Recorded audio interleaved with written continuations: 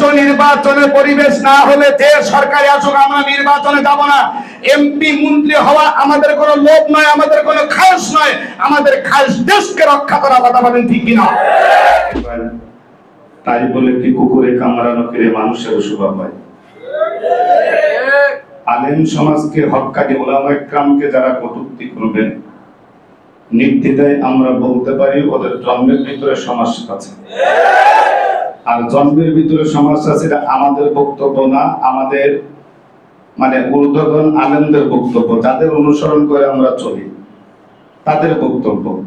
আসলে যার জন্মের ঠিক নাই তাকে নিয়ে বারবার আমাদের আলোচনার কোনো বিষয় নেই, তাই না? তাহলে এনারা যেটা বলবে সেটা বলবে। আলেমদের বিরুদ্ধে যারা লাগছে 17 বছর লাগার ফলাফল কি হয়েছে?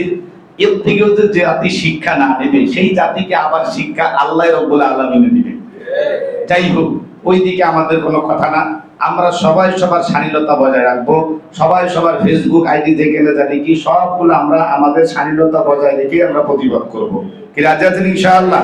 আর শুনেন, আমরা নীরবতার মানে যদি কেউ দুর্বল মনে করে সেটা তার ব্যক্তিগত ব্যাপার, কি ঠিক না?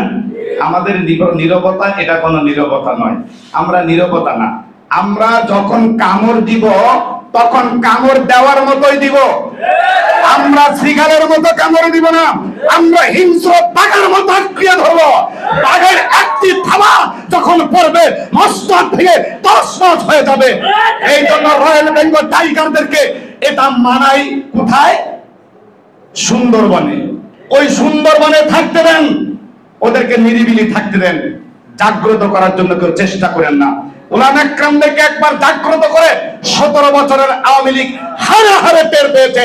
আবার যদি আলেমদেরকে জাগ্রত করো তোমরা শিরায় শিরায় টের পাবা ইনশাআল্লাহ। এই জন্য আমরা বলবো যিনারা ঘুমায় আছেন এরা ঘুমায় থাক, ঠিক না? আর যিনারা বলতেছেন এরা বলুন। যিনারা ঘুমায় আছে তখন যদি আমাদেরকে জাগ্রত করতে হুঙ্কার দেয়, জাগ্রত করে দেয়, তারপরে আমরা আমাদের ফলাফল ইনশাআল্লাহ রেজাল্ট দেখিয়ে দেবো, ঠিক কিনা? এখন আমাদের কাজ হলো নির্বাচনের কাজ। কি কাজ? আমাদের কাজ হলো নির্বাচনের কাজ। আমাদের প্রত্যেকটা ইউনিয়ন, প্রতিটা ওয়ার্ড পর্যন্ত আমাদের কমিটি গঠন করে আমরা কিভাবে নির্বাচন করব, আমরা এদের নির্বাচনের মাধ্যমে সুষ্ঠু পরিবেশ না হলে আমরা নির্বাচনে যাব না। সুষ্ঠু নির্বাচনের পরিবেশ না হলে যে সরকারি আসুক আমরা নির্বাচনে যাব না। এমপি মন্ত্রী হওয়া আমাদের কোনো লোভ নয়, আমাদের কোনো খায়স নয়, আমাদের খায়স দেশকে রক্ষা করা। কথা বলেন ঠিক কিনা?